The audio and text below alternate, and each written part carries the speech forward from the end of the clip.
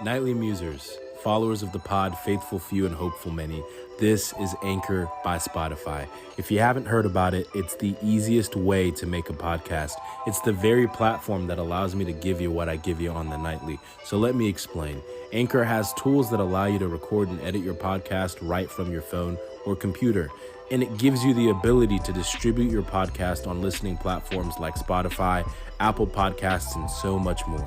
It's everything you need to make a podcast in one place. And best of all, Anchor is totally FREE free. So here's where you come in.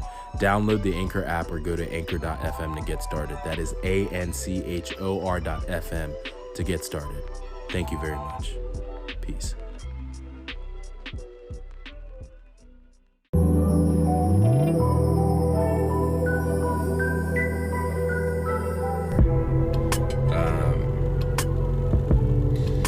And I wouldn't necessarily say,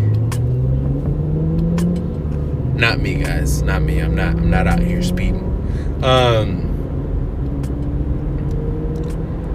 I don't know if I could honestly say that I hated myself.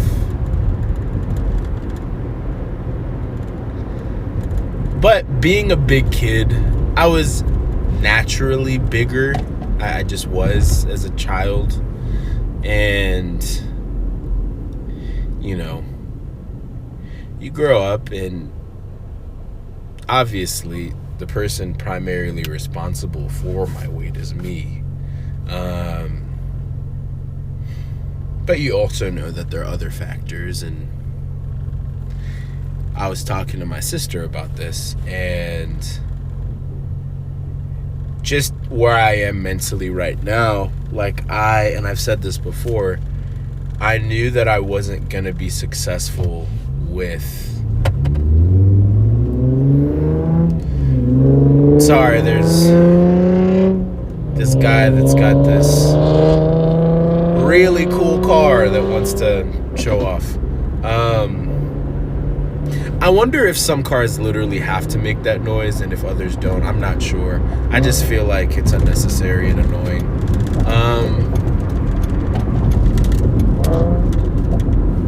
Almost distracted your boy. I was talking to my sister and I said I wasn't going to be able to be successful at this if I wasn't coming from a place of loving myself and doing this for me, not doing this in spite of me, or like because I so desperately want to have aesthetically pleasing pectorals and a six-pack, and the NBA athlete looking deltoids. Like, if that is what I was doing, I wasn't going to survive, because it's going to take me, if that's where I get to, it's going to take me so long to get there that every day I'd just be looking at myself in the mirror being like, why don't I look like this person? Why don't I look the way that I want to look yet? How long is it going to take? And I think that that's the hardest thing about losing weight, is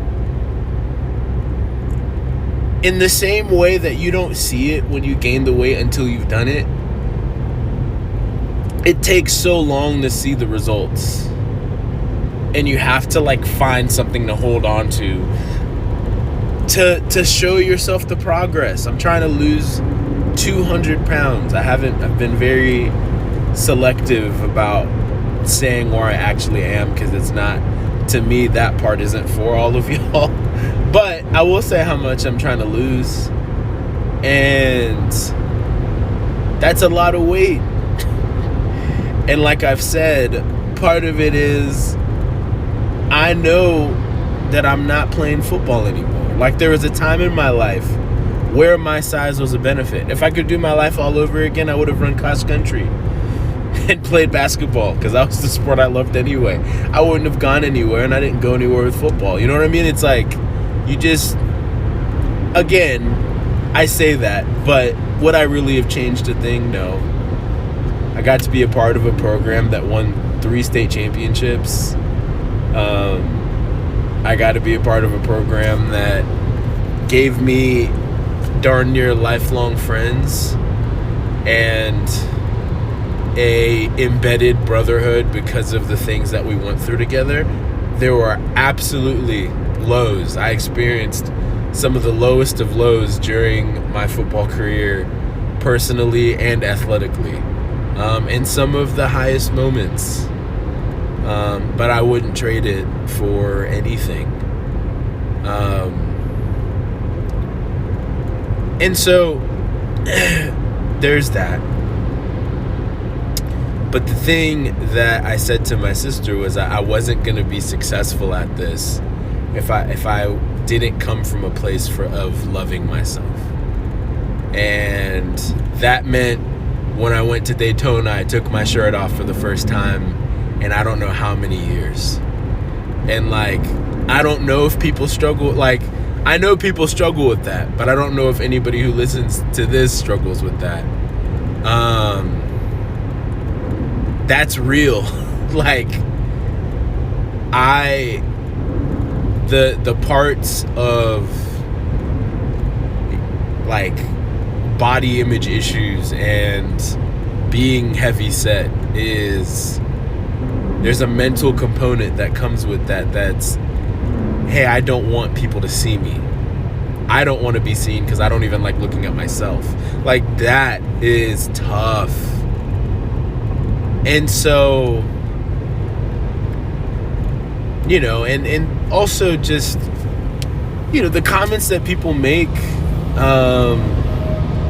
we're always so quick to talk about the girl that's let herself go, or, man, that guy's a fat whatever. Like, and we'll say it, but we won't, you know, we don't mean it to the person that we're talking about it to. You know what I mean? It's like people will say it in our presence. I had a friend who used to talk about how he was getting fat, and I had to call him out on it. And I was like, hey, I understand that you're looking for, like, you've got goals that you want to set for yourself, but you're not fat. I know that because I am overweight. I am, by definition, obese, according to what the doctors say. So you complaining about how you look in the mirror when you've got a six-pack, it's kind of annoying. And it wasn't to say, hey, like, your frustrations about yourself aren't valid, but it was to say, hey, like, talk about that to somebody else. You don't need to talk about that here. Quite honestly, you're not fat, so just stop saying that. And so you deal with that, and you also deal with people assuming concern over you that, like, I don't know, I think as a kid you develop unhealthy eating habits. That's what happened to me. Unhealthy relationships with food. And I don't know.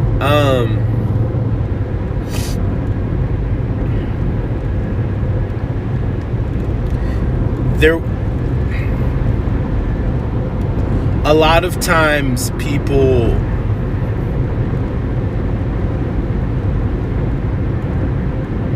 as it pertains to this, I think people led the conversation fear forward. And what I mean by that is, son, I don't want you to die of a heart attack, or I don't want you to get diabetes, or watch your weight because you'll, you know, not enjoy your sex life. You won't, like, all of these things that are like fears or projected fears by other people, valid, but they're not like, hey, how can I support you in this because I know that this is something you're working on, or asking like, hey, are you working on this?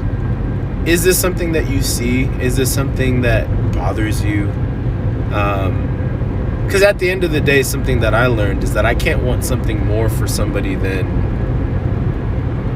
like, I can't want something more than they do for somebody else, if that makes sense. I can't want somebody to care about their financial future more than they do.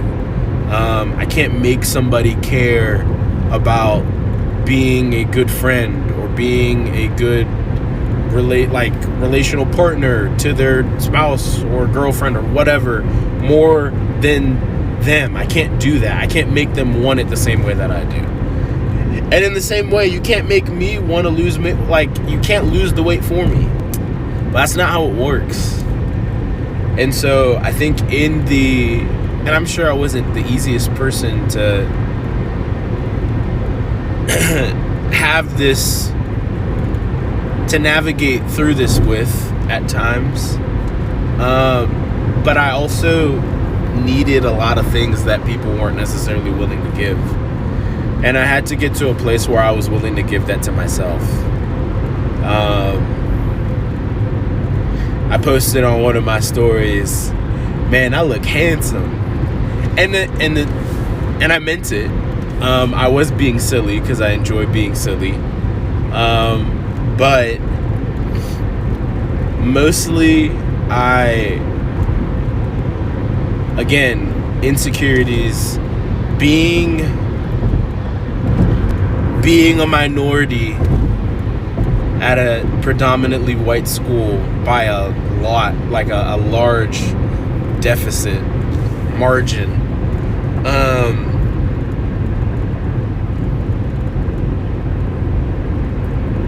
You get used to, I don't blame people for this, but like,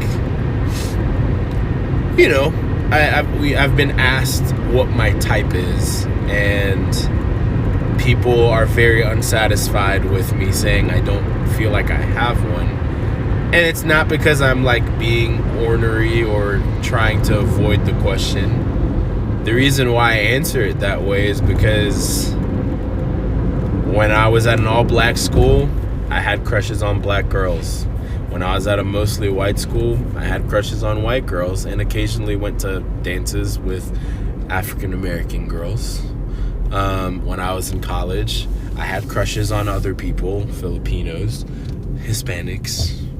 A girl that I had a very large crush on when I was in high school was half Hispanic and half, she was like a third, or I guess 2/3 Hispanic and a third American. Like, I've had, you know, there hasn't necessarily been a pattern, except for the dominant culture that I was in usually influenced who I liked.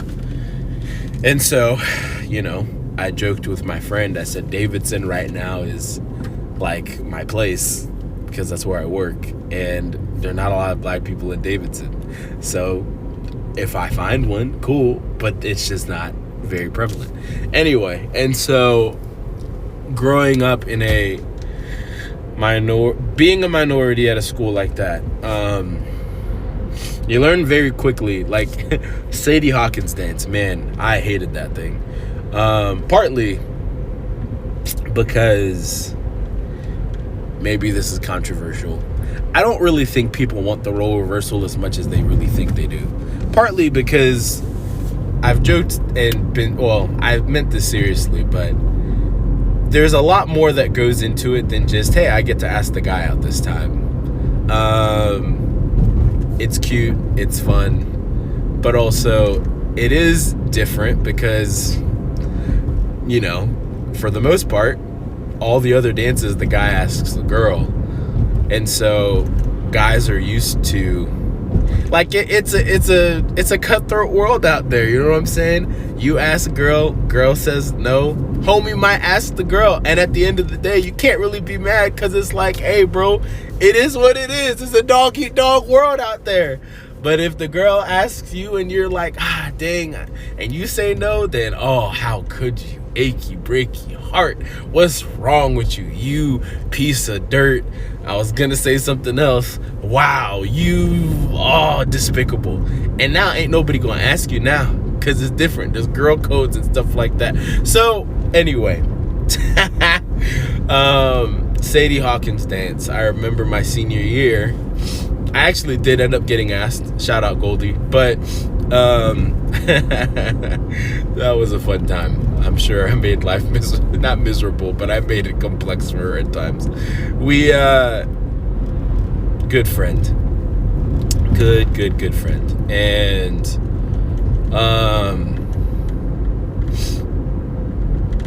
I remember I was hanging out with my friend Bo, and we weren't gonna go. We just wanted to hang out. So we were gonna hang out at his house and play 2K, and then he ended up getting asked, and so now I'm like, shoot.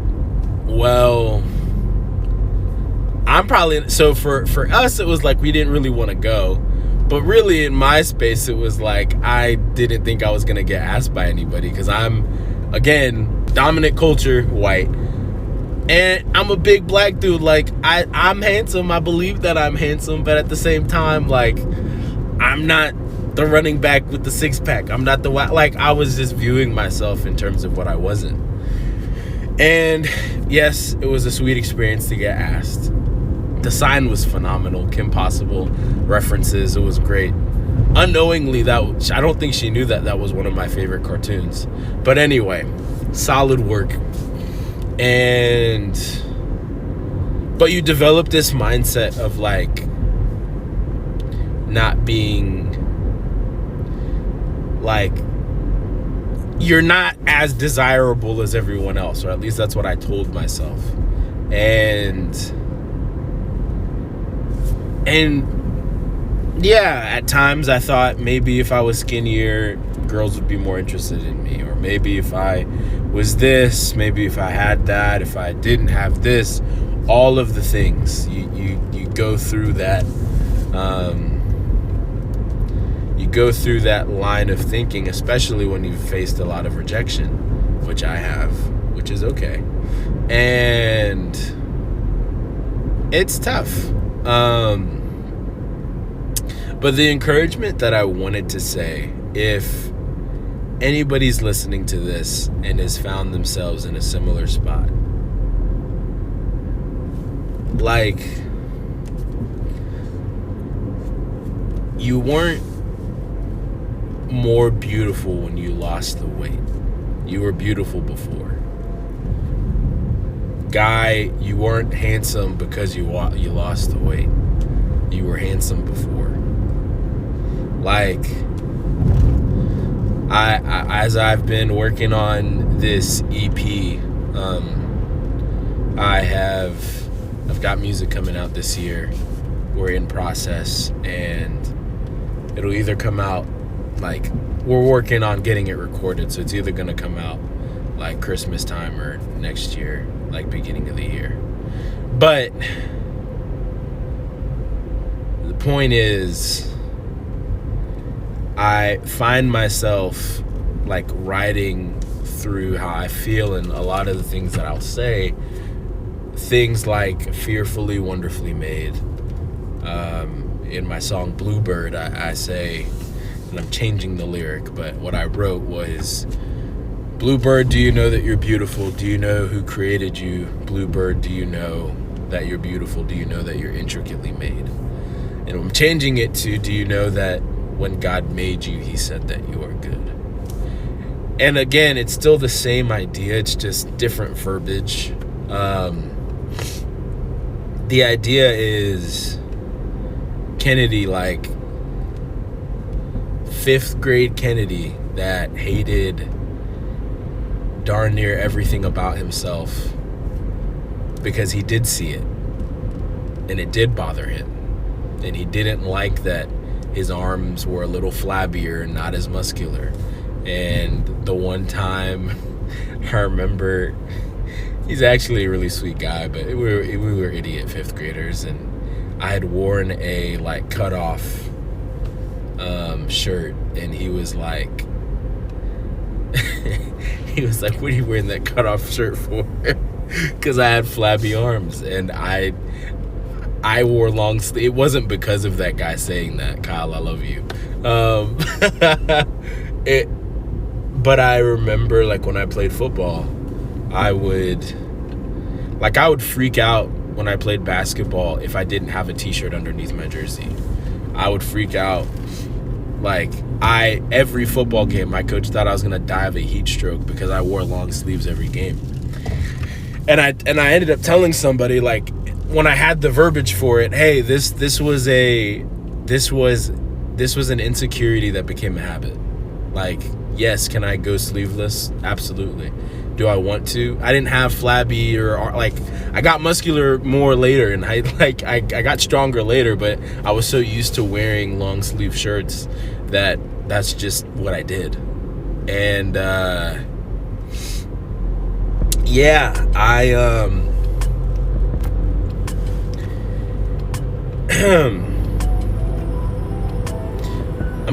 gonna end it here, and just really, this might be 3 parts. I'm not sure, because we're at 32 minutes. So